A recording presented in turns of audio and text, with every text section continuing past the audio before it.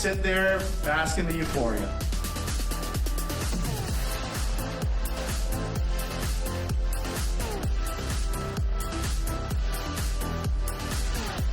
Thank you so much, Canadian Film Festival!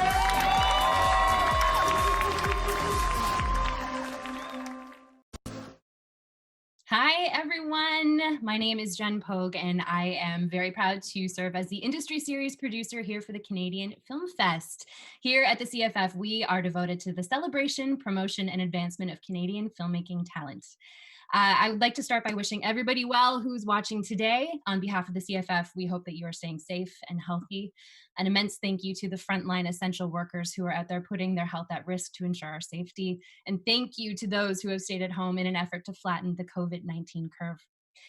Because we're home, the CFF is very proud to launch our first ever virtual industry series across the nation. This would not be possible without our incredibly supportive sponsors, who are our own personal superheroes, Super Channel, the Distillery Restaurants, and Retake Furniture Rental. Please check out the Canadian Film Fest website for more information on our industry panels and events throughout the next 2 weeks, as well as a stellar lineup of films, which we are so excited to present through Super Channel. We will be taking audience questions throughout this conversation, so please feel free to write your questions in the comment section of our Facebook and YouTube streams. Our team will be fielding them and sending them over to our moderator, Lauren. Of whom I am very happy to introduce. Lauren MacKinlay is an award-winning producer based in Toronto, working for the notable television production company Sphere Media Plus, and is currently the supervising producer for CTV NBCU's Transplant, which is amazing. You need to see it if you have not. Yes, go see it. She is also the co-founder for the nonprofit organization Women on Screen, of which she collaborates on and oversees programming that encourages a greater representation of women in the entertainment industry on all sides of the camera. Lauren has recently shepherded MacKinlay Media and her first project through MacKinlay Media's first feature film, In Vain, through the NSI Features First program, and was recently awarded support from the Harold Greenberg Fund's first to second draft script development program. Lauren, you are amazing. Thank you so much for heading this conversation today. I'm going to let you take the floor. Amazing. Thanks so much, Jen. I'm so thrilled to be here with this fantastic group of people live on Facebook. What could go wrong? We're going to be just fine. So we have a wide audience from all across Canada logging in, which is wonderful. At times we might go a bit Ontario-centric just because of who we are on the panel, but I'll ask you just to keep 3 things in mind. Much of what we discuss is going to be applicable on a national level. There are iterations of certain Ontario-centric or Toronto-centric funds in a city or province near you. So for example, if we're talking about the Toronto Arts Council, throw that into Google, Winnipeg Arts Council. I'm sure you'll find applicable funds for you. And you know, just because we're not together physically doesn't mean we have to lose the amazing conversations that happen at film festivals. So we do encourage the virtual audience, to contribute to the comment section in the Facebook and YouTube feeds. And share your resources, you know, add any funds or grants that we may have missed. And of course, as Jen said, fire off your questions, because as we go, we'll be doing a half-hour Q&A near the end. So without further ado, I would love to just have my esteemed panelists introduce themselves, starting with producer Katie Bird-Noland. Okay, great. Hi, everyone. Thanks so much for having me. This is a delight. So I co-founded Babe Nation Films with my partner, Lindsay Tapscott. We are based in Toronto, and we are a independent production company which focuses on female-driven stories for a predominantly female audience. We've been going for about 5 years, and we just debuted our first 2 features at TIFF this past year, called The Rest of Us and White Lie. And our short film Swimmers is part of the CFF this year and premiering tonight. Fantastic. Thanks, Katie. Speaking of films that premiere tonight, I'd like to introduce Gloria Kim. Gloria.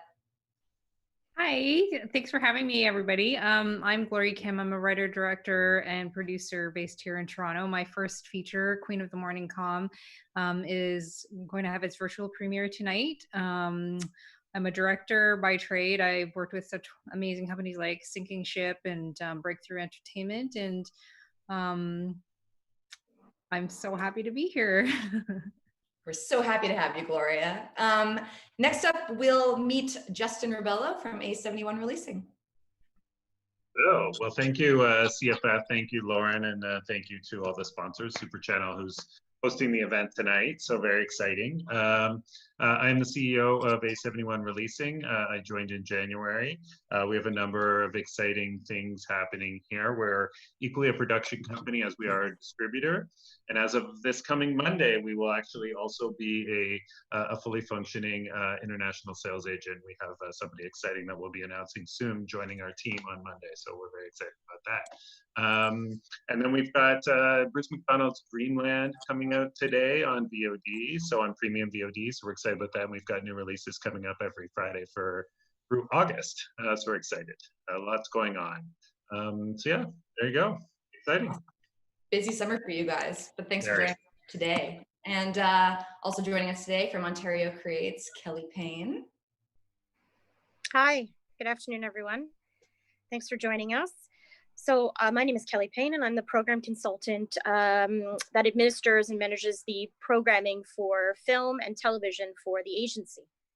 Been at the agency going on a decade more, started in the industry. So hopefully I can at least lend sort of my view from both sides of the fence.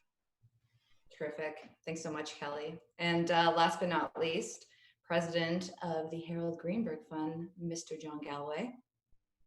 Hello, sir. Hello, thank you. First of all, congratulations to the Canadian Film Fest for pulling off a film festival in the world's worst conditions. Well done. I know the whole team kind of spinned on a dime, and it's a fantastic effort. I run the Harold Greenberg Fund along with a gentleman named Alan Backus. It's a nationwide fund, so it is based in Toronto, but it's available to filmmakers across the country. We focus on two main areas. One is feature film, fiction, script writing, development, and also short film. So we'll talk about that more through the course of the panel, but it's the Harold Greenberg Fund, and we receive our money generously from Bell Media. Fantastic. All right, so we're here to talk today about grants and funding, ways of helping filmmakers get their projects off the ground. And to begin the conversation, let's start where most filmmakers start, with short films. Besides self-financing, what are the means of funding short films out there? And I would like to start with Katie, who produced the CFF short film Swimmers. And I was wondering if you could talk us through the funding behind that short film and perhaps any other experiences you've had with short films. Sure, yeah. So Swimmers came to us the same summer that the DGC launched its short film fund. So we were the first recipient of that award, which was for $30,000. And for us, that was enough to make the full short. So that was kind of a one-stop shop for us, which was great. In the past, Bravo Fact was a huge supporter of short films. I produced, I think, 3 Bravo Facts over the last few years, and that was a wonderful resource for short films and filmmakers to kind of get their first calling card film off the ground. Before that, I self-financed or sort of crowdsourced for shorts. I think when I was 21, we crowdfunded a bunch of money for 4 short films, and then the CBC licensed them, which was, helped kind of pay us back a little bit. But yeah, short film funding is getting harder and harder, and it's too bad because I think a lot of filmmakers really cut their teeth on their first shorts, especially if they are to become kind of a concept film for their feature version. So yeah, my advice to anyone would be to look into the DGC award. It's wonderful, and it's been a wonderful support for us and for Chris Ross and Karen Avalon, who are the 2 main creatives behind Swimmers. Yeah. Amazing. Well, Gloria, you told me that you found an Arts Council grant by accident, and that led you to apply to your first short. So can you share that story? Yeah, because, when I started out in school, they don't really give you that information about how you're going to actually make your films, right? It's really just about the craft. And I was kind of like, well, where am I going to find money to pay people and to pay for gear. And I was just kind of stumbling around online, and I happened upon, I think it was the Ontario Arts Council. And that was the first Arts Council grant that I found. And so I wrote the grant. It took me a month, and I was really lucky, and I got the grant. And, you know, I didn't know that there were other arts councils as well on all the different levels, that there would be a city one, a provincial one, and a national one. But I managed to stumble around and find those as well. And I was really lucky. I mean, we were really lucky back in the day when we had Bravo Fact. So I was able to access Bravo Fact. And then I was also able to license through CBC because they had an award, the CBC Canadian Reflections Award, that they were administering through Women in Film and Television. So I was able to kind of cobble all of that together in my first short. But it was definitely, I remember just at the time going, wow, I really wish somebody would put a list together and just say, because, you know, it really, short films are such a great way for filmmakers to express themselves creatively, but it's important for filmmakers to be making films. You know, this is not the kind of thing that you go to school and then you get a degree and you suddenly know how to make films. It's practice, practice, practice, practice, practice, you know, 10,000 hours, you know? So, you know, at least we still have the arts councils. Definitely. And I mean, Harold Greenberg is one of the few places as well left in Canada that provides funding specifically for shorts. So I'm going to hand it over to John. Maybe you can tell us about those initiatives. Yeah, thank you. Yeah, we launched our short film initiatives maybe about 10 years ago, but it really kind of became a reaction to the Bravo Fact fund that Katie mentioned, that had been, you know, a source of short film financing that has disappeared. And so we at first launched a program called Shorts to Features, which really was aimed at developing features through short films, so that there would be funding from the Harold Greenberg Fund and also Crave to produce a number of shorts. And then subsequently, we'd also develop a feature script version of that short, so that it acted as a kind of proof of concept and as a calling card. Because, you know, as Gloria mentioned, short films are obviously vital for not only honing your craft, but also proving your craft, so that these are the things that people start to look towards when you're out there trying to finance your first feature. You know, it's the excitement often behind some shorts that get people interested and help you raise the financing for your features. And so that program has gone on for a number of years. And then recently we started to kind of expand it out, partnering with a number of provincial agencies to do specific short film programs by in certain provinces that we were seeing weren't really applying as heavily to the Shorts to Feature program as we would expect. These don't have to be associated with the feature, so they really are purely standalone short films. And we have now those partnerships with Creative BC in British Columbia, in Manitoba with Manitoba Film and Music, with each of the 3 territories, and with Newfoundland and Labrador. So that allows filmmakers in those areas to partner money from those organizations with ours and to get their shorts made. And we just recently announced the winners from the Newfoundland and Labrador section, and there will soon be a new deadline for the Creative BC partnership.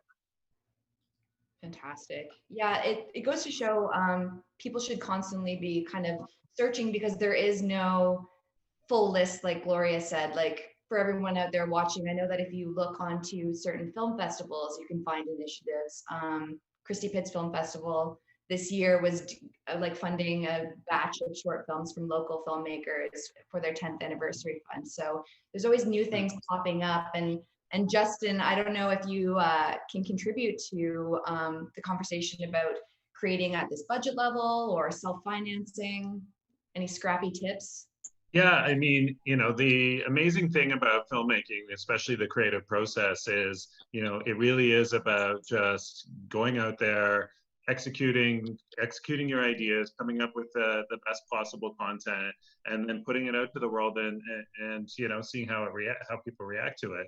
And that would be my you know, these days with the technology is there to pull people together to create something great and launch your career to, you know, suddenly, like Xavier Dolan, your feature could be premiering at Cannes, right? Most industries, you have to get an entry-level job, figure out how to then get experience, create relationships, and this is an industry where you can just make an impact based on the ideas you put out on paper and how you execute them. So, you know, it's getting easier and easier, and it's getting more financially reasonable to execute. So, you know, that would be my advice: is really, you know, yes, it's great to go out and go through the process and learn how to apply for funding. But, you know, if you can find a way to just kind of, you know, make things on a sheer will and ambition, you know, you can really make an impact quickly. Well, and you make a good point about finding a way of building your career as a whole. And I think that's a good time to transition into talking about funding for professional development. Because I find that filmmakers, myself included, we kind of get fixated on a project to project funding scheme when you should be thinking about the ways you can support your career as a whole. And I can't think of a better time to go to you, Kelly, at Ontario Creates, because there are so many great business initiatives for creatives within your agency. Oh, I think you're muted. It's bound to happen. She broke the seal. Are we good? Yes, great. Okay, excellent. Okay, I did push on mute. Anyway. I saw you. Yeah. My finger. So that's actually an interesting point that people forget a lot. Yes, we have direct programs for very specific project development, production, but we also do run several initiatives throughout the year, and an export fund that does help you sort of, you know, gives you up to 50% of your costs to go travel and take your content abroad outside of Canada and sell it. The support programs, sort of more specifically, let's say before you get to production or even a short or anything like that, we run all sorts of programs that try and do some business to business initiatives. So producers to producers. So trying to support each other getting together, especially for a lot of the funds, there are, you know, barriers to entry. And so what we are trying to do with some of the initiatives that happen throughout the year is to try and ease some of that barriers to entry. So there's some engagement points where, you know, we're offering to send a producer to co-creates, for example, or pardon me, to Equinox, which is the script writing conference. So sometimes we send filmmakers to India to do various development things. So there's things that come up every now and again. And the one piece of advice I can say in general for everybody sort of looking to establish a relationship more formally or even less formally with an agency like Ontario Creates is to find other ways to engage if you're not ready to directly engage with the program. So things like getting on our mailing list. We have a mailing list that's designated to each sort of sector that we service. And that just basically makes you a passive partner with us, and we send you all of the information, call us for applications, different initiatives we're doing, things we might be doing at different film festivals. The other side of things that we do that a lot of people aren't necessarily aware of, although Canadian Film Fest would be, is we do some industry support. So we're one of the main sponsors of things like the industry development panels we're doing right now for the Canadian Film Festival. So we support festivals behind the scenes to do these types of panels to help people sort of do professional development, to get their careers going, and again, to sort of activate, again, that business to business element. And relationships are so huge in this industry that, you know, even sort of knowing what I look like on a panel like this, you know, if we're out and about and you see me, we're here to talk to you. We're here, we're open. I'll take calls to discuss, you know, what are you working on? Introduce me to yourself, introduce to the, you know, your company. Maybe you're not ready to engage with our particular programs, but the consultants at the agency, including myself, are open to sort of tracking and discussing what it is that you're doing. And engagement is a huge part in sort of developing your career, even if you're not able to access some of the programs. Absolutely. Even just at, sorry, Justin, go ahead. I was just going to say, I'll second what Kelly's saying, because when I was producing my first feature, I called Kelly, I can't tell you how many times, just for advice. And she gave me such great advice and always picked up the phone. Unfortunately, I didn't get the money, but it was still good advice. So there you go. There's a first-hand experience to back up what she's saying. Well, and Katie, I saw you nodding a lot. Are there some experiences you can share too, either with Ontario Creates or, any sort of professional development work that you've done?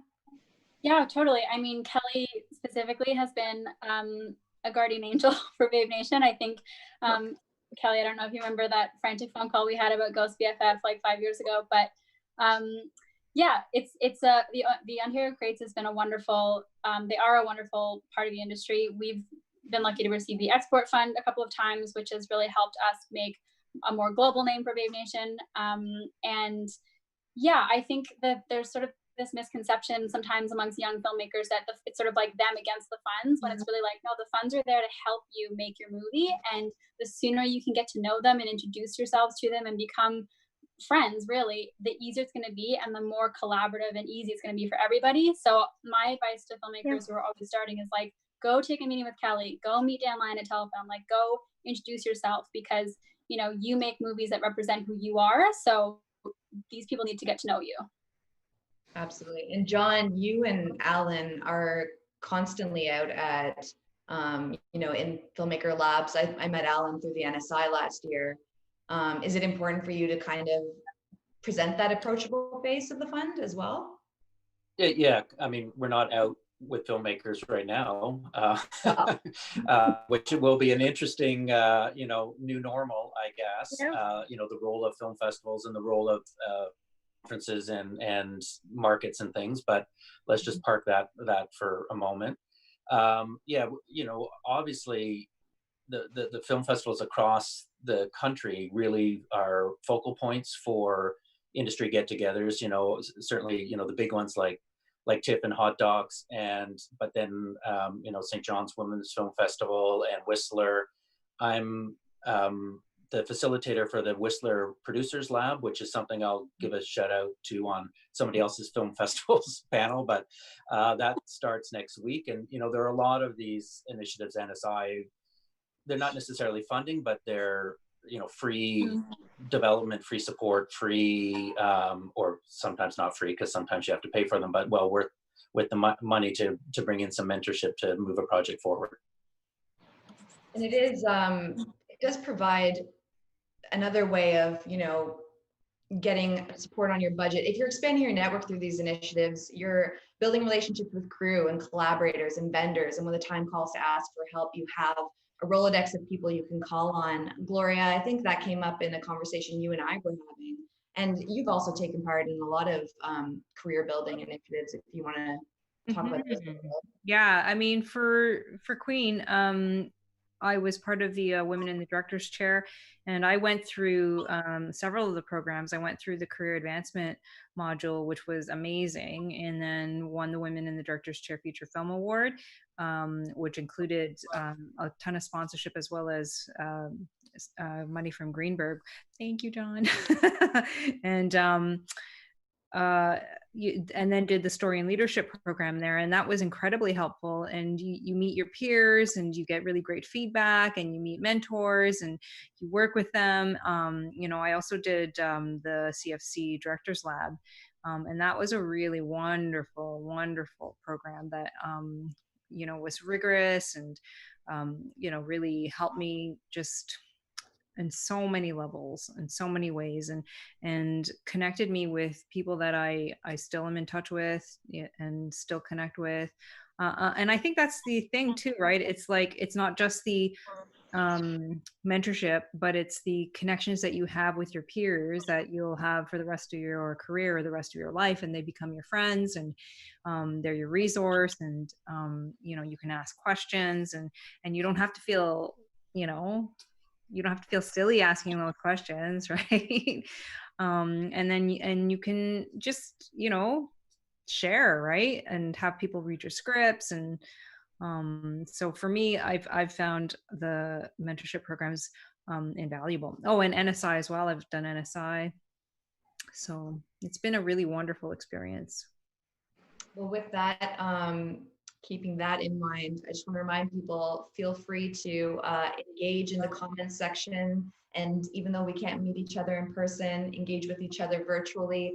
Maybe you can make some connections for your upcoming projects on the message board. So I would like to talk now about feature films. And the first opportunity to get paid for those is in development. So I'm going to kick back to you, John, because I'd love to hear about development opportunities from Harold Greenberg. Yeah, well, that is our main focus. Obviously, we have two streams. One is just an optioning fund. So we help producers option Canadian literary works, nonfiction. So novels, plays, articles. That can be the start for the basis of both the feature film, and now we've introduced a limited dramatic series, so that sometimes you might option a property and through the creative process decide whether it was going to be a feature or whether it was the better treatment was maybe over 6 hours or 8 hours as a limited series. So we just introduced that flexibility into the process. And then we have writing phases starting at first draft, and so through the various what we continue to call kind of first, second, and final draft, although we acknowledge that it's really draft number 12 and draft number 18 as they come in. But those are the phases. And then a packaging phase that helps kind of get people ready to take the project to market, often with a Canadian distributor already involved, but not always, because there's two phases to it. And we have don't have deadlines, so we have money available throughout the year. So we just encourage people to kind of come in when the project is ready to be properly looked at. And the way our process works is there's a jury of industry people who make the decisions in terms of what we support. I'm on the jury along with Corey Coe from Bell Media. And then a bunch of industry people, Richie Maida, who's a director, Suzette Couture, who's a writer, Jennifer Podemsky, who's a pretty much everything, producer, writer, director, actress, and Jane Tattersall, who runs Tattersall Sounds. And so that's kind of the team that helps us make decisions. Did we lose our moderator? I think we did. Hi guys, Lauren's trying to get back on. Great, thanks. So that was the Harold Greenberg Fund. That was fantastic. Yeah, I'm happy to jump in on development. As a production company, if that's okay.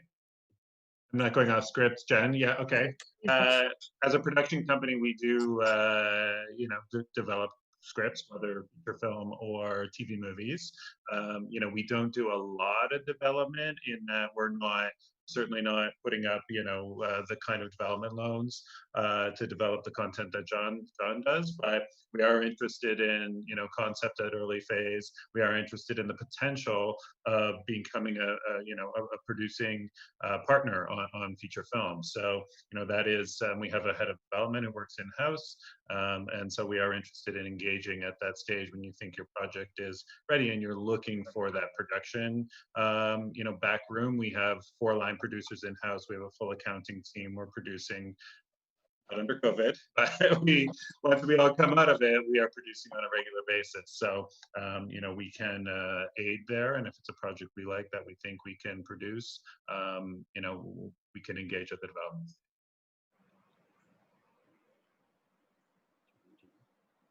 Yeah, sorry guys, waiting for Lauren to come back on. Warren, you're gonna jump in.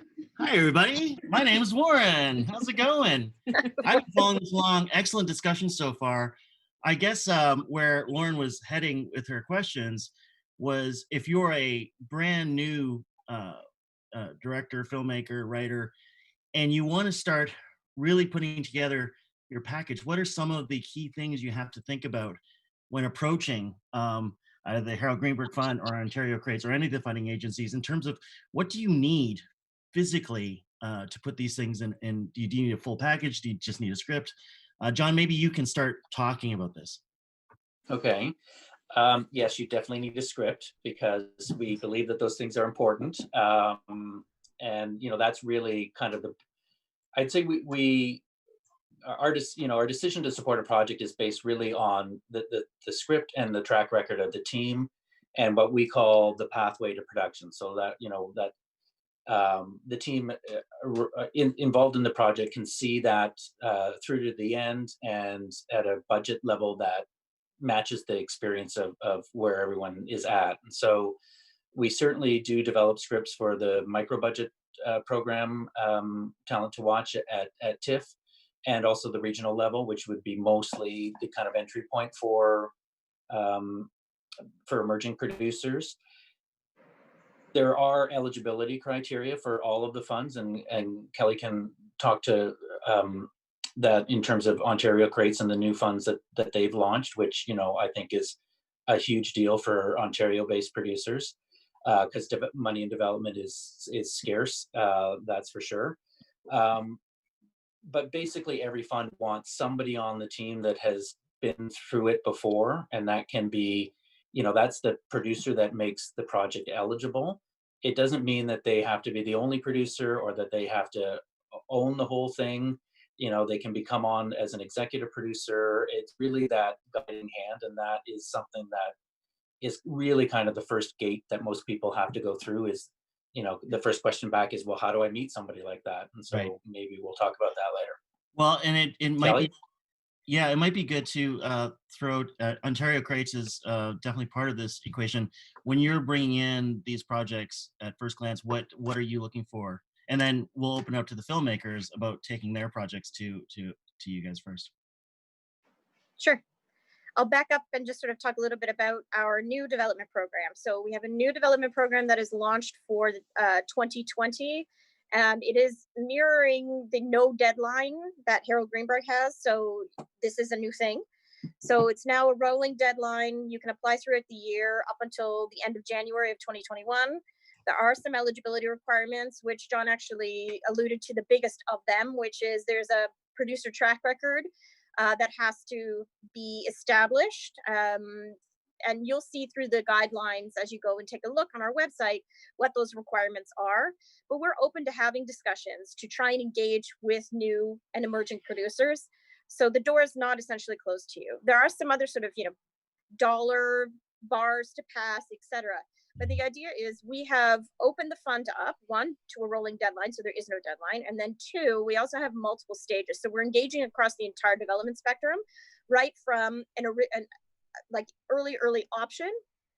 So you don't even have to have a script.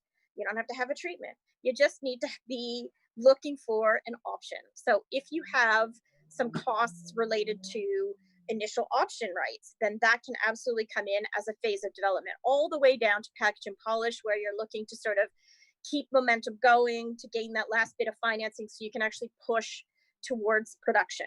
So we're engaging across the entire spectrum. If you have questions about our funds directly, do let me know. Some of the things that we're looking for are very specifically around, what exactly are you planning to do? So what are the development stages that you're looking for? So if you're looking at obtaining an option, what are other costs around that or surrounding that? So, you want to pay yourself. So make sure you don't forget about that when you put in these applications, which some people do. We're okay with you being paid. That is the goal of these development funds, is to continue and maintain, some sort of income as you develop your projects on a go-forward basis. So this is really all part of the idea of rolling this out now during a period at which production is not possible. We're slowly making our way there, as you hear on a daily basis from the province, specifically, and also from the federal government level, but we're getting there. But this new development fund has been put into place to help sort of, keep everybody chugging along. So if you have questions very specifically, all the guidelines are launched, the application form is there. If you have questions, let us know. We're here to help. Awesome. Sorry about that, guys. It's a pandemic. I got kicked off. It might happen again. We'll roll with it. Don't worry, we just cut to clips of Jurassic Park while you were gone. Thank God, Sam Neill saves the day. Let's talk about financing for a film. And before we can do that, we need to talk about budgets. And I'm wondering, how can filmmakers know realistically what budget level to set their sights on? And let's talk to one of the filmmakers, perhaps.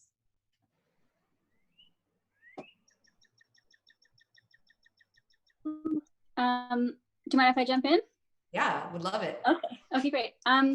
So obviously I can't speak for every producer, but for Lindsay and I, when we produced our first feature, which was called The Rest of Us. We shot that in the summer of 2018. It was a 1.9. I think she said 1.9, right, Katie? Yeah. Neither one of us had gone to film school, but we had done some shorts and Breaking up a little bit. a web series, which was sort of, a little bit more than a micro budget, typical micro budget, but it was still pretty. Sorry, can you hear me? I thought that you guys had done some short films and a web series that was a little bit more than a micro budget. And yes. Okay. Can you hear me now? It's working? Yeah, much better. Okay. Yeah. Okay. Super. Yeah. So I think for us, we, to be totally frank, we didn't really have any interest in doing a micro budget feature. We sort of felt like if we were going to do a feature, we wanted to really go for it. So, yeah, I mean, we hadn't really set our sights on a specific number. We knew we wanted it to be enough of a challenge, but also, align with what, John and Kelly are saying about, given our experience in the industry at that time, it wasn't sort of beyond our reach or out of scope. So we optioned Elena's film. Elena Francis wrote The Rest of Us because because we were obsessed with it and we loved it so much. And it spoke to everything we wanted to communicate as two female producers with an emerging company. But beyond that, it just felt right in terms of scale. It was contained. It was one major location. It was super character driven. So, right away we were looking at a smaller crew. It just felt like the right size for us. And that's really hard to describe unless you're kind of experiencing those feelings. But I feel like to any producers that are listening right now who are kind of in that spot where they want to make a feature, but they're not really sure, I sort of feel like, like when you read a script and you're like, this is my first feature, it just sort of happens organically. And so then from there, we, with the generous help of the Harold Greenberg Fund, we got 2 rounds of development funding for that feature, which we poured into polish and packaging. So Elena was generous and kind of did the drafts on spec, but then we put the bulk of our development money into casting to engage a US casting director. That was kind of our main spend because we knew, we were a team of first timers. It was a first time director, first time writer, 2 first time feature producers. We knew we were like fighting off a fair size. So we really wanted to make sure we could deliver cast wise.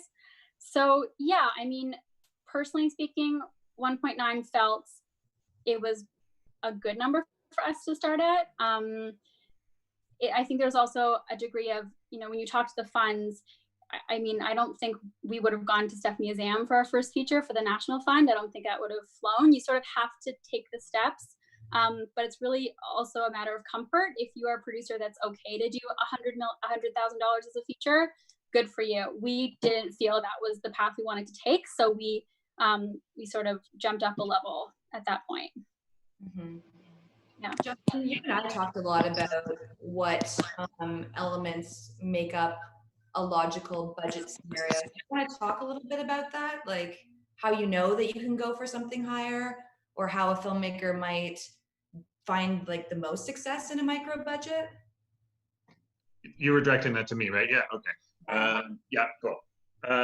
Yeah, it is, when I decided to take the delusions of grandeur to, try to produce my first feature, having been on the business side for a number of years. And when I was trying to decide sort of what a project would look like, that, would sort of fit my experience, having never really spent a lot of time on the production side, but spent a lot of time in the business side, I was really looking for filmmakers who, were at a certain stage in their career. They'd done a micro budget feature, had, some mild success with it relative to the scale and size of it. And then, they had had some success in the commercial world. right? And then they had some great concepts that I liked. You know, it really comes down to that when you know, kind of once you kind of read or get the feeling from a pitch, like, yes, that's the kind of thing I know. You get financed, it's character driven, it's kind of one, you know, majority one location, you know, but can sort of deliver on the things you think that should drive the quality of a film of that budget level, right? You know, in our case, we were producing a comedy, so I knew that there was a little bit of a dearth in Canada of comedy, even though we're known for comedy. You know, it's a little more difficult to get finance because it's harder to get financing out of the international sales stories, right?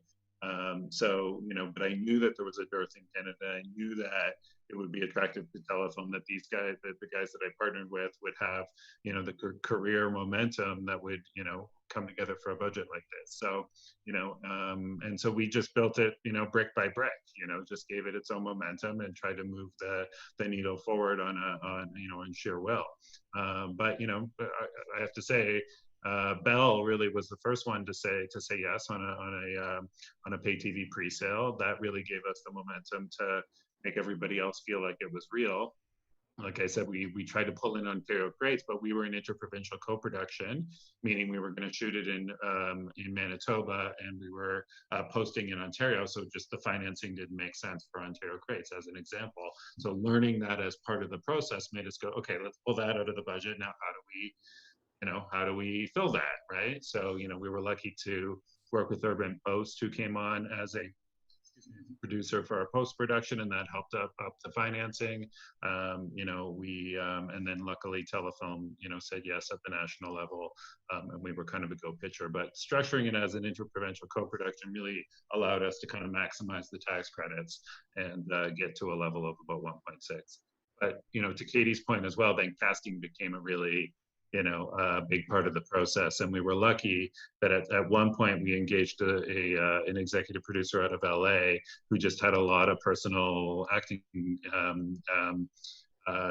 connections. And so we literally cast almost the whole movie out of personal connections, you know, which was kind of amazing, but got a really exciting cast. And we were, you know, but yeah, it really is just about at that point in your career, what you think is, you know, John's point, analyzing kind of, do you think that the talent can sort of bear the size of a budget at that point of where they are in their career? Great. Well, Gloria, your film premieres tonight, and I would love for you to talk a little bit about how you got the financing together, because yours was a micro budget, correct? I guess it kind of fell just outside of micro budget, but it was an interesting process because I won the Women in the Director's Chair Feature Film Award, and that had money from the Greenberg Fund attached, which was really, really amazing and handy. And then it had a whole bunch of sponsorships that was in the range of, I can't remember, $150,000 to $190,000 in value. And then what I ended up doing was I ended up raising more money through the arts councils. And that's kind of what I went to camera with, was the Greenberg money and the arts council's money.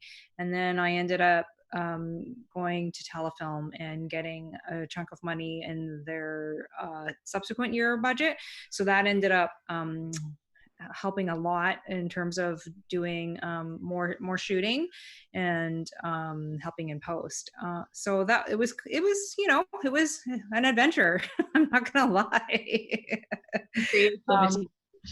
Yeah. So I mean, so I'm not kind of on the other end of the spectrum. And you know, most of the people who came in were not big name talent. I mean, Tina Jung's been in Kim's Convenience, she's been in Suits, she's been in Make It Pop, but she's a rising star. And then Eponine Lee was a complete newcomer to film. And then I had a few other names. Sean Benson's a veteran, and he plays the Ian character in the film.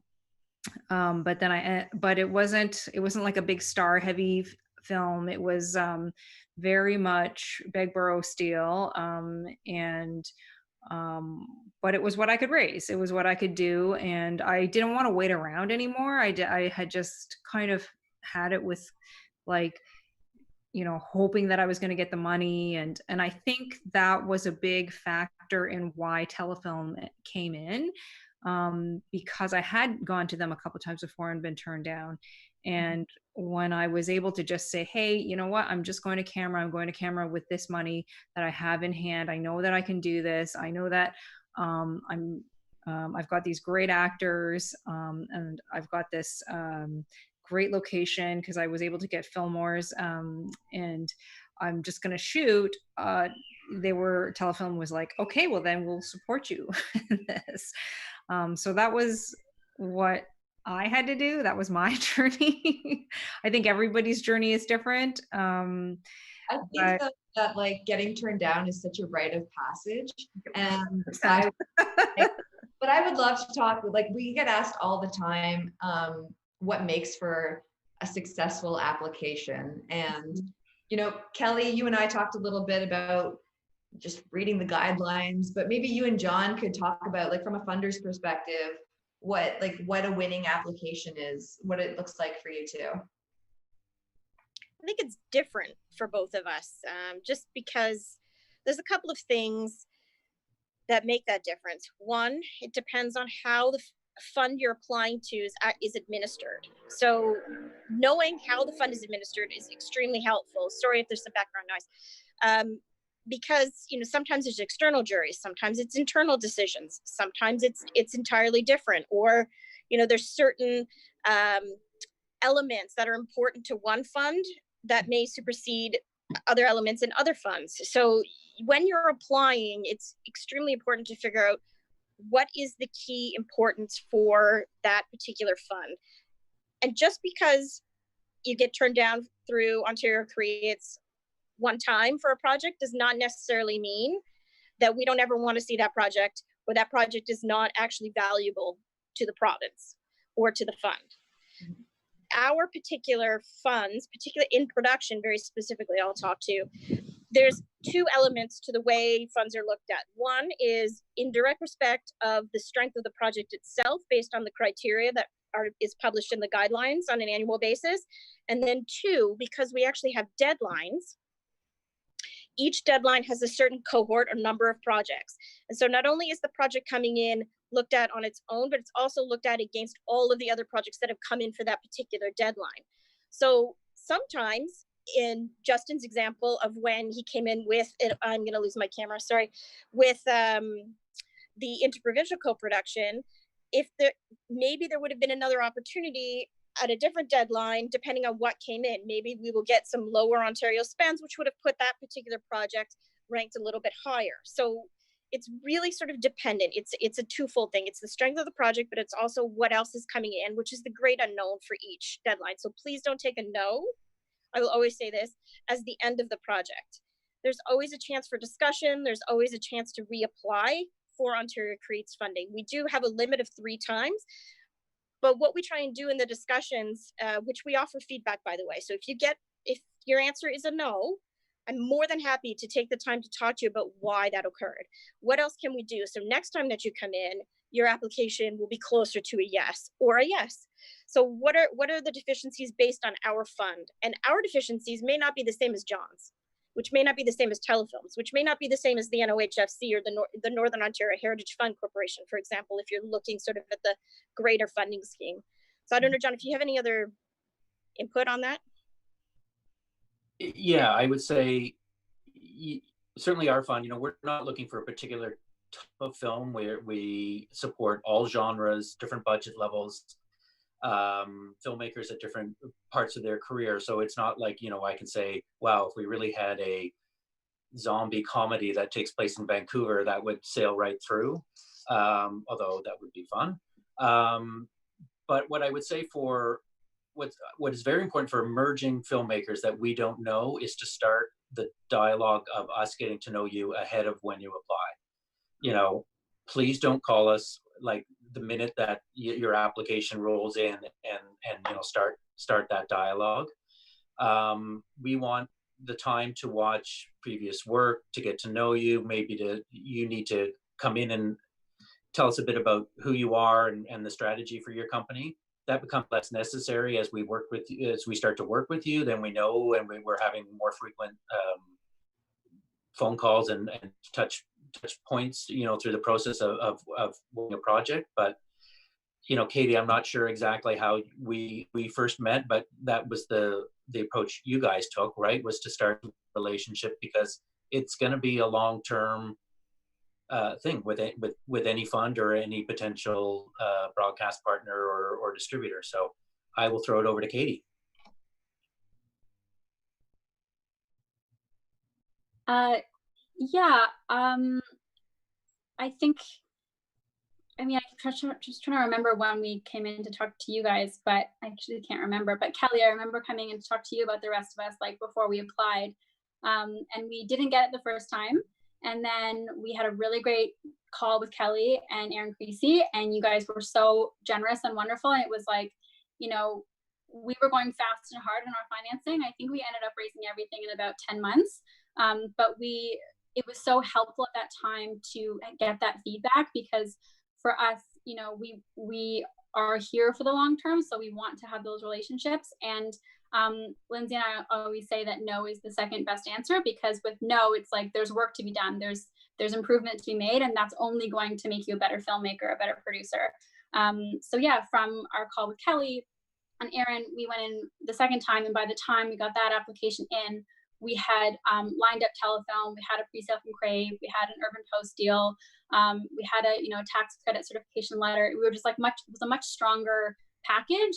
And then it was a yes from Kelly, and then we actually I think got a diversity top up as well. So it was like, you know, it went from being a no to being like a double yes, which was great. And then we were greenlit. So I think, you know, and same with the Harold Greenberg Fund, we submitted a project after the rest of us that was, I think, was at first a no, and then we went in and we had a great talk with John and Alan, and we all just got on the same page, and it was just a creative conversation, and those are so much fun to have, because I think as producers and as funders, it's so administrative and it's so bureaucratic sometimes that you forget that we're all in this very creative business, and we all want to talk about the characters and the setting and the feel of the movie and what festival it's going to be at. So I would say don't forget about that stuff when you're having these conversations with funders, because we're all doing it because we love movies. So that's something we have in common and we can bring to every conversation. So yeah, that was sort of our experience, at least for that film. So reach out early, reach out even if you get turned down, because the feedback is often really crucial to the next step. And I just wanted to see if there were any other tips about micro budgets, like if anyone has had experience with the telefilm Talent to Watch or CFC features or Kickstarters, because a lot of the Canadian Film Festival audience are emerging filmmakers, and that's probably a budget level that they're starting at. Before we move up to some bigger money, anybody? I'll comment briefly. We are actually one of the triggering bodies for the Talent to Watch. Through if you've done a short film with us, we can trigger it forward. And certainly our approach and kind of looking at what we want to bring forward, and I think this is probably the same with many of the other organizations that are those kind of sponsor organizations, is it really needs to be a film that can be made at that budget level. And, you know, if you look at the ones that were successful, like Murmur last year, it was made with a filmmaking style that fit the budget level. What doesn't work is what should be made, you know, at the regional level, the $1 million or 1.2, that somehow gets squished down to, you know, $143,000, because that's what can be raised. And going back on that previous discussion about what's the budget level, I think that's the toughest decision that every filmmaking team has to make, is when you know it should be made at X and you have X minus Y. You don't have that amount of money. And do you still push forward? Because producers have to push and they have to, you know, keep momentum like Gloria did, keep it up. But you also have to service the script. So you have to balance those two concepts in your head. Well, let's talk about financing at that slightly higher level. Because Katie, you had a really good analogy about financing, kind of like lining up dominoes. Do you want to share with the internet audience? With the internet? Sure. Yeah, I think it's really about, being organized is a huge thing. So when you're building the financing for your film, really think about all the parties you want to go out to, which is obviously having a very strong financing plan. Figure out in your meetings, like, what funds talk to which funds. Like, at the time of our film, Kelly and the administrators of the NOHFC were talking about the film. So everyone talks to each other. It's not like everyone's operating in a separate silo. It's like there's a community there, and that's important to understand early on. For us, Urban Post came in first, and a Crave presale, and then after that we went to Telefilm. And once Telefilm was in, it was sort of like things started lining up a lot easier, because with Telefilm in, I think it was easier to come back to Kelly at the OMDC and say, they're in, and then likewise it was easier to go to the NOHFC and say, you're the last piece.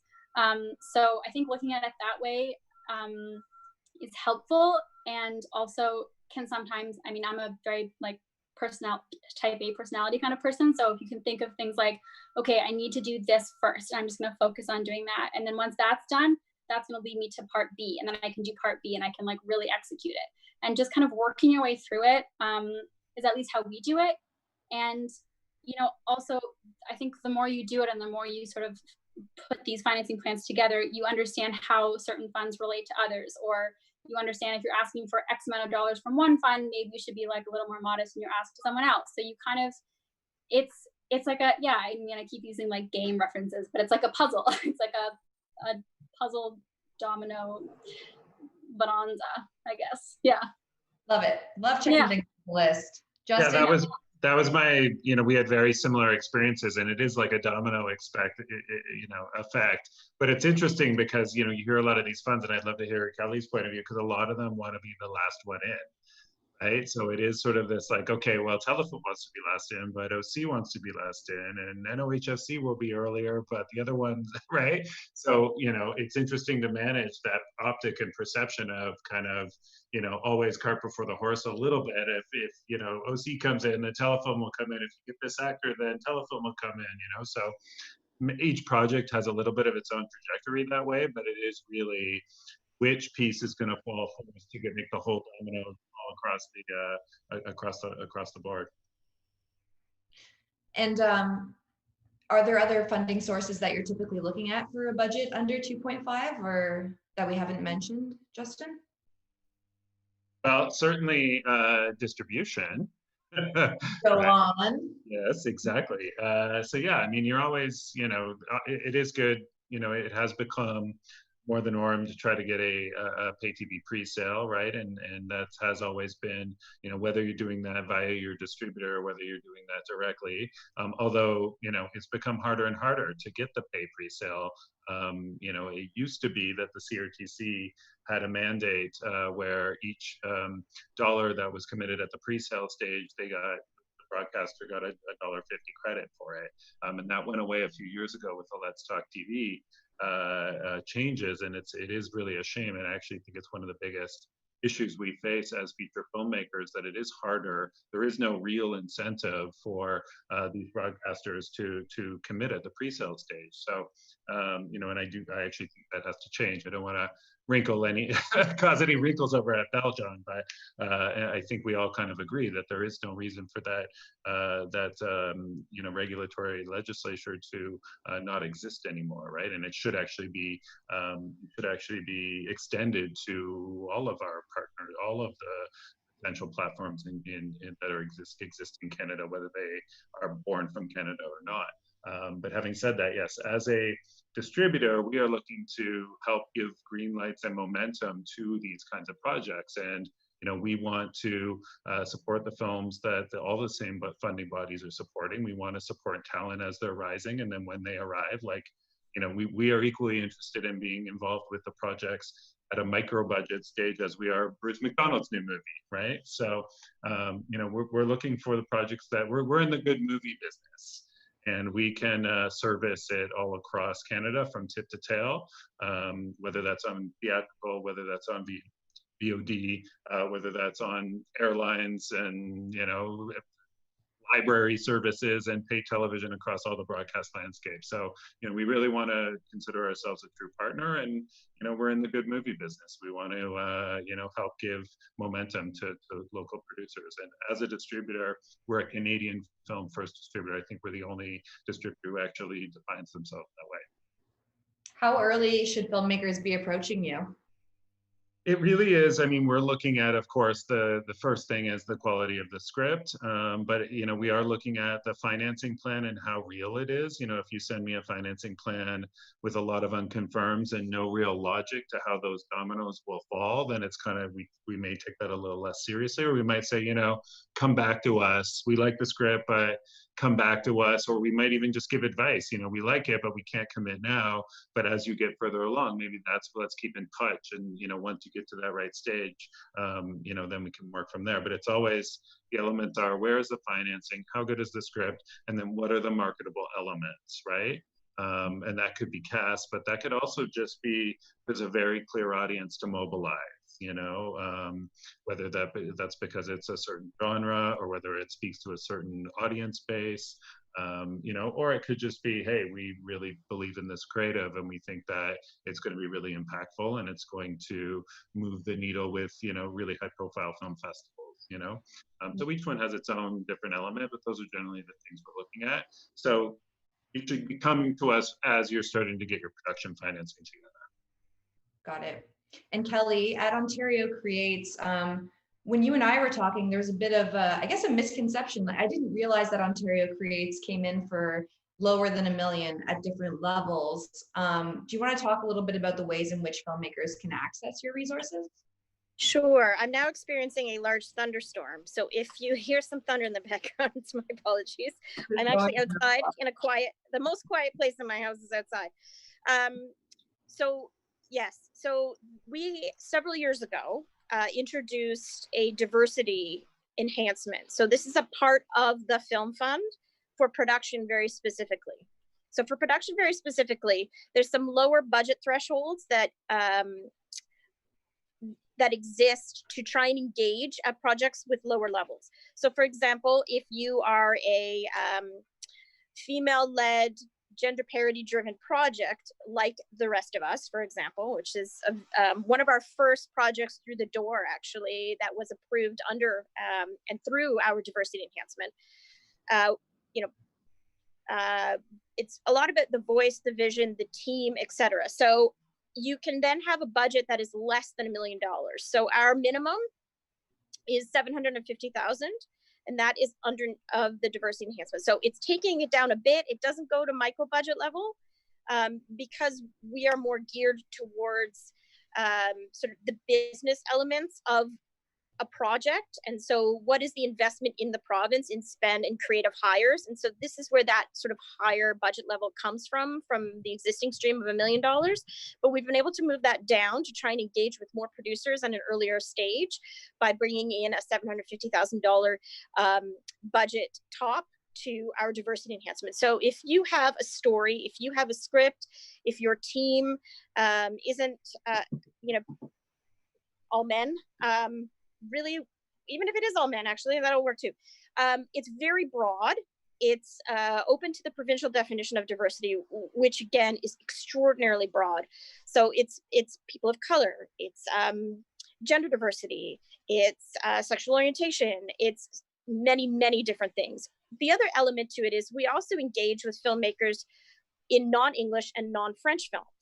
So we'll take any language. So you can have a Hindi film, for example, and still come in for support through Ontario Creates. And not all of the existing government programs, support programs out there will do that, but it's all part of this diversity enhancement element. In fact, we've been doing that all along. This is another thing a lot of people didn't know. We do actually engage in other language other than French and English for any of our films, even outside of the diversity stream. Sorry, that was like a whole bunch of stuff put together with the budget level, but it was all stuff that I didn't want to talk about, so I threw it in there. Great, I appreciate that. Just a heads up, we're opening to audience questions, so there's going to be some of those floating in, and there's a really good one for Gloria, actually, and it kind of goes to at a different level, people are doubling up on roles, and they're wondering if you can comment on what it's like being a producer director on your first feature. Wow. Yeah, that's a big question. Well, I mean, I was really lucky because I had an amazing team. So I had my co-producer, Josh Barsky, and my executive producers, Sonia DiRienzo and Carol Whiteman. And I remember when I was talking in conversation with Greenberg and John and Ellen, they were like, "Oh, so you're going to be producing this?" And I said, "Don't worry, guys." You're just going to contract with me, but you'll be dealing with Sonia and Carol and Josh, because I cannot possibly do all of that kind of work while I'm directing something. And like in terms of producing, like what I ended up doing was I ended up having to get the loan, and I have to actually say thank you to my ex-husband for co-signing on the loan with me. Whatever it takes, right? Just whatever it takes, whatever it takes. And doing that, but really I focused on the directing and the writing. Like I was not really doing the producing, I mean, like as a producer, I think my strength is as a filmmaker, and just getting people excited about a project, and just nurturing relationships, and getting people to help, which I think is really important. But definitely I was not doing any of the paperwork or any of that stuff. That I no, could not do that.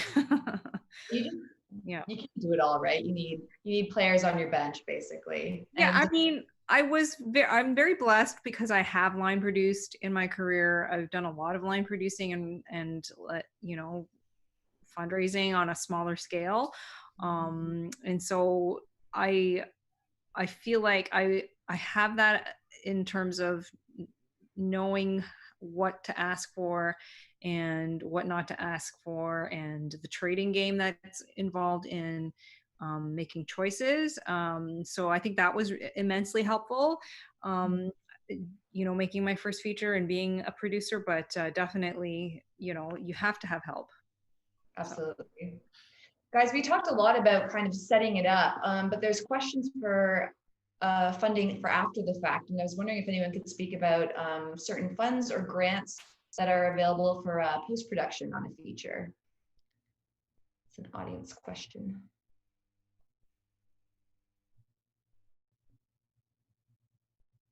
I guess I can. We don't have any because the Greenberg's focused, on development. But certainly, Telefilm and maybe some other people can speak to this. We'll look at completion funding. Projects that have shot and maybe need extra money for post, or even Gloria's example of kind of when they were in the midst of it. It's not their core program, but I know that certainly they do it from time to time. I'll just throw in as a distributor, if you've hit a point in post where you're looking for that little extra to get you over, whether it's sound mixing or VFX or things of that nature, it's a good time to approach us because you've got something to show us. So we really know, what you've made. And at that point, if you don't have a distributor, there might be creative ways in which we can, sort of get you over the finish line, whether it's helping in-house or whether it's, coming up with a small MG to get you over the finish line. The art councils will also give money for post if you go in and do an application. I think when you ask an arts council for post money, you want to show your best product to date, and you also kind of want to think about what your ask is. Like, you don't want to ask for the maximum amount of money because they prefer to give a project at the beginning stage the larger amounts. But if you have amounts that you need, you can definitely ask.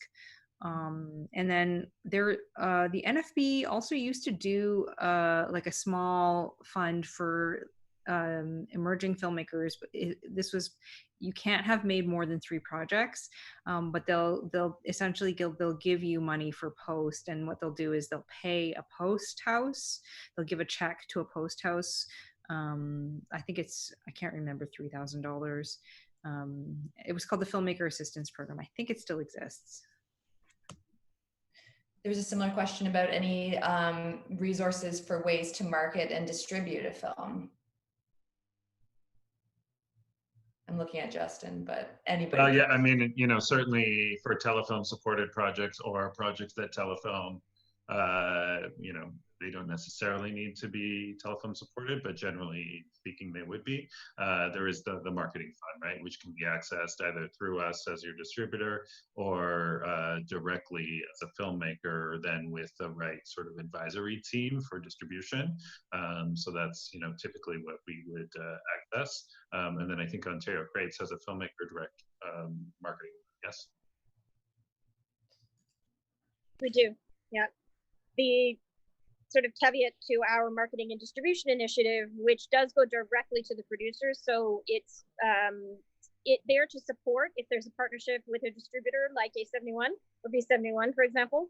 But it's also there if you don't have that partnership. So it's there to help you market and distribute the film. The caveat is it is for Ontario Creates supported productions only at the moment. Got it. Actually, I will speak to something just a little bit sort of outside of a program very specifically. Mm-hmm. Ontario Creates is an economic development agency, very specifically talking and speaking to the creative industries.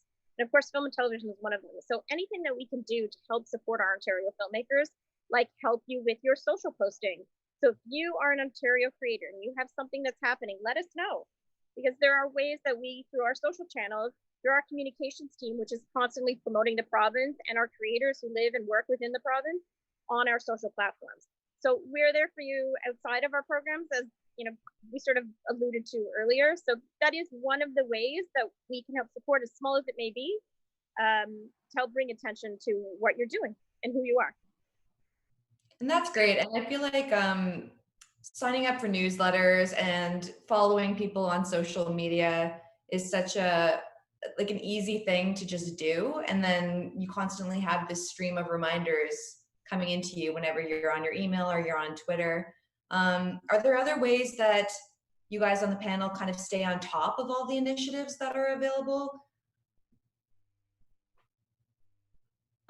I'll just hop in. I would say joining the CMPA is a really good move, especially if you're starting out and you're not really sure. There are some sort of fee breaks if you're a smaller company, if you're under 30, things like that. And also if you can also call them and just tell them, you know, where you're at, and they'll advise. But they're a really great hub of kind of an umbrella of everything that's happening in the industry. They're great linkers to the funds, to different initiatives. That would be a good one to look out for, to get involved with.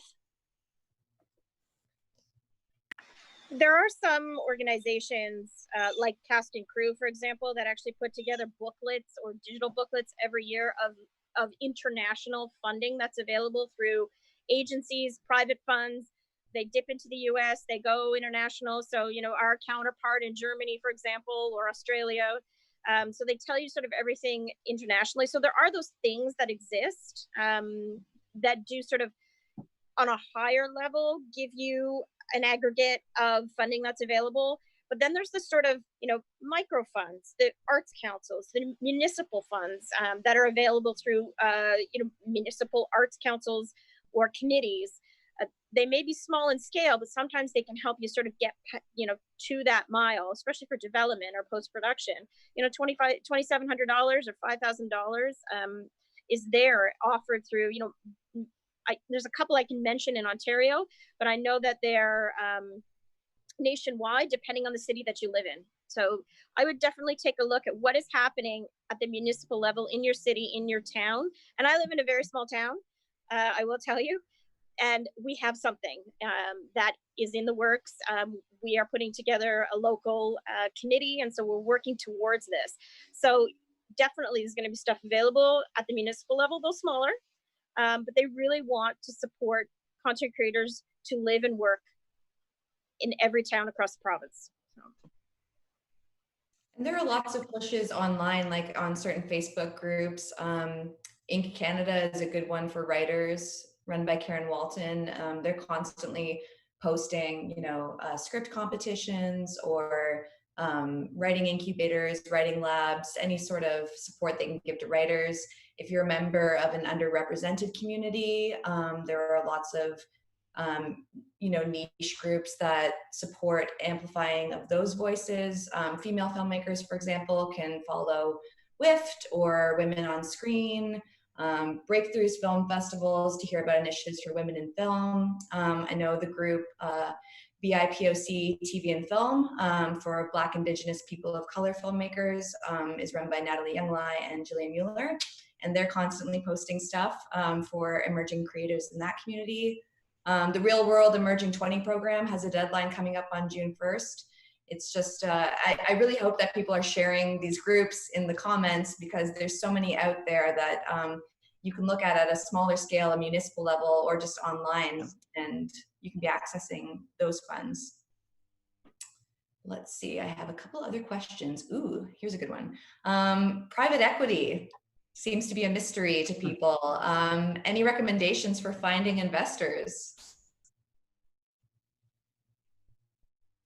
Just marry a dentist.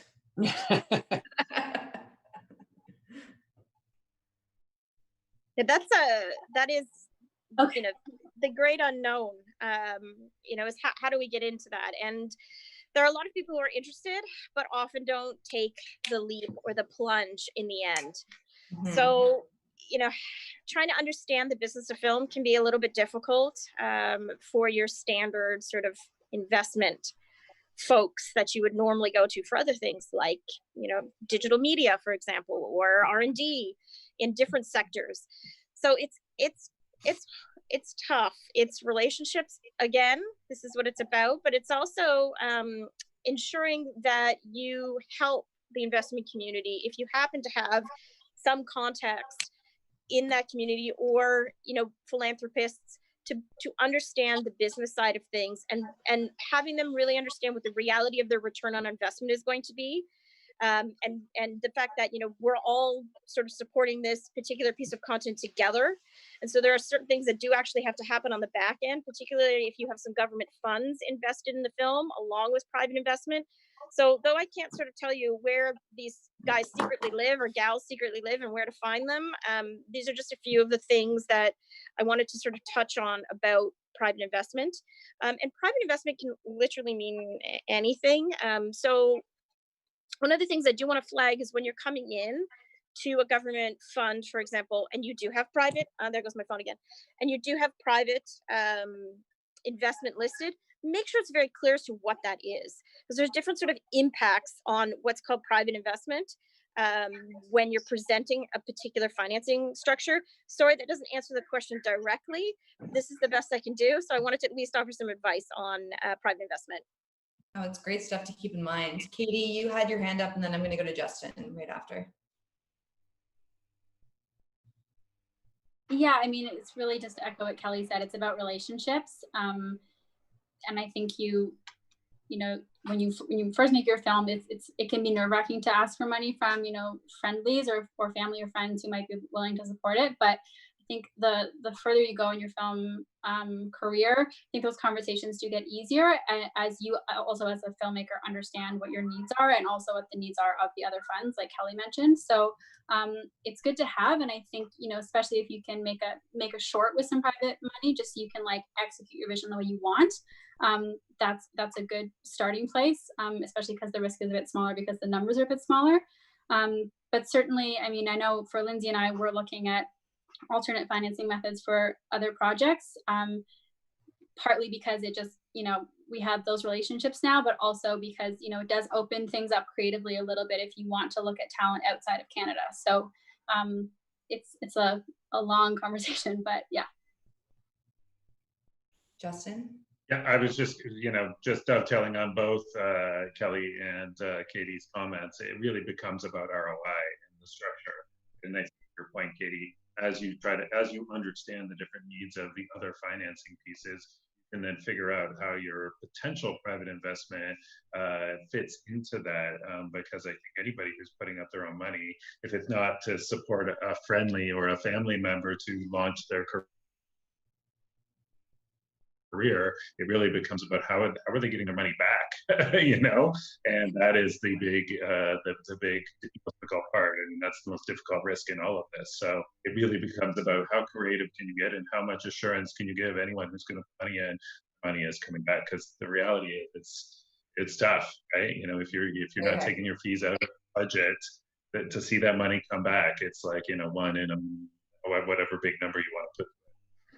Yeah. Doesn't mean you're not going to try, but an understanding of the risk level. Absolutely. Justin, I actually have a question for you from someone on Facebook. How would you recommend people get in touch to have a distributor consider a project for distribution? Yeah, you know, through email, right? And it's always best. It's always tough as you're trying to figure out how to create these relationships. I mean, you know, we're happy to. It's always best if you know somebody who knows somebody, and then they can say, "Hey, this person's worth talking to." You know, but certainly, you know, through just figuring out a way to get to us over email and pitching and or, you know, if we happen to ever again be at a cocktail party, you know, coming up and going into those types of events, whether it's at a film festival or a market, to really understand what your goals are and understand who you're looking to connect with there and how you're going to figure out how to approach them, you know. You know, going into those events, knowing what you want to get out of them becomes extremely important. Otherwise, you're kind of in the corner, just kind of watching everybody as, you know, and sort of, you know, fumbling around and bumping into people, which is also good because you want to make organic relationships too. But it becomes about just, you know, knowing who the people are and finding your way to them. I always find it really enlightening hearing about, you know, the no-nos of the approach. John, any recommendations for ways of how you don't want to hear from people? Oh, at all the cocktail parties, he's always telling me all about the no-nos. No, I'm just kidding. Well, as I said before, you know, last minute club, that's for sure.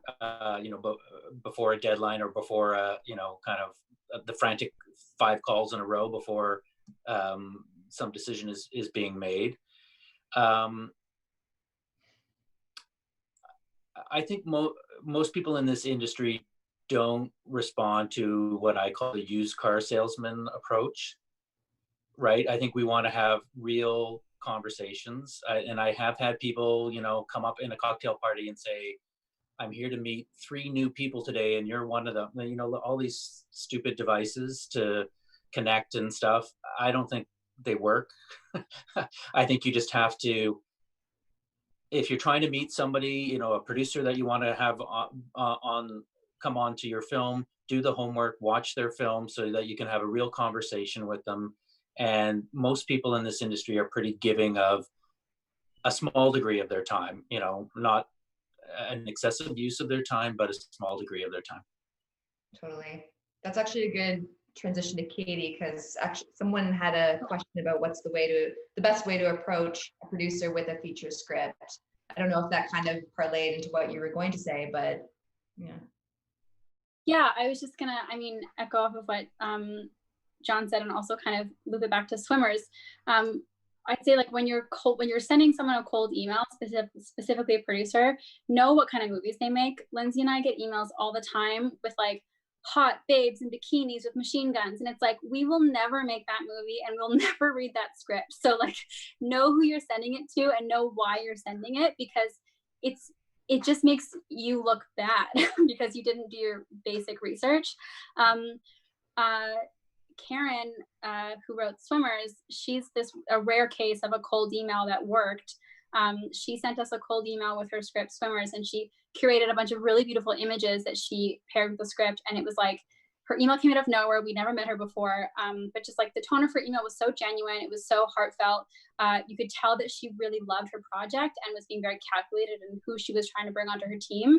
And we read it and it was like, this is everything. Yeah, we'd also just made a pact to never make a short film again. So then we got it and we're like, okay, we can do one more. But that works because it was genuine. And I really think that goes a long way. In terms of like approaching a producer with your feature script, make sure that it's as ready as possible. If we get something that says, hey, this is my first draft, this is for my vomit draft, like we won't read it, because it takes time to read a script. It's not just reading, you're really engaging with someone's creative vision. So make sure it's the best possible version you think right now to send it. You know, obviously like formatting is a big deal, typos, things like really simple things. Also, I always really appreciate the like, hi, I have a project, would you mind looking at it email first, rather than just like here's my treatment, here's my script, here's my IMDb page. It's just kind of like, oh my God. So think of it in terms of, you know, you're at a party with someone, how would you approach someone? You wouldn't just go and like, you know, throw up a slideshow and start talking. You would have an engagement with someone. You'd like figure out what you have in common. So I don't know, filmmaking is a very human thing. And I think that you have to bring that attitude to every interaction you have, whether it's a cold email or a pitch or a film festival, anything. It's you know, it's connecting at a human level every time. With a healthy degree of chill. Yeah, be chill. Be chill. Don't send female producers an email that says, "Good day, sirs." That's a no-no. Yeah. That's a copy and paste right there. I'm gonna let Jen know that she can probably pop back on because we're winding down here. And I know that Katie and Gloria's films premiere tonight, so you have to get ready for the virtual premiere party. But this was an amazing conversation. There's never enough time to talk about everything that we could talk about, but I really appreciate the five of you being here and chatting with me, and for everyone out there tuning in. Yeah, thank you, everybody. I feel like I'm so excited to watch this 3 more times to just like get in all the information that you guys just talked about. That was incredible. So thank you so much. Happy screening day, Gloria and Katie. This is really exciting. So everybody make sure you tune in tonight on Super Channel at 9 p.m. We have 2 short films and Gloria's feature, which are going to be playing then. We also, Gloria, you're also playing charades with us later tonight, right? Our first charades, yeah. And 2 of my actors, Soma Chaya and Eponine Lee, who plays Mona, and Soma plays Cece. So I'm excited. It's gonna be fun. It's our first ever CFF virtual charades games night. So we'll see how that goes. And I'm saving the biggest thank you for last. Ontario Creates, thank you. Our industry series and panels and our masterclass would not have been possible without you. So thank you, thank you, thank you. Everybody who's watching, please stay tuned. We have another panel coming up next at 4 o'clock, the agent-talent relationship. So filmmakers out there, if you're interested in getting representation or figuring out how to make it work a little bit more in your favor or vice versa, stay tuned. This is for you. Thank you, everybody.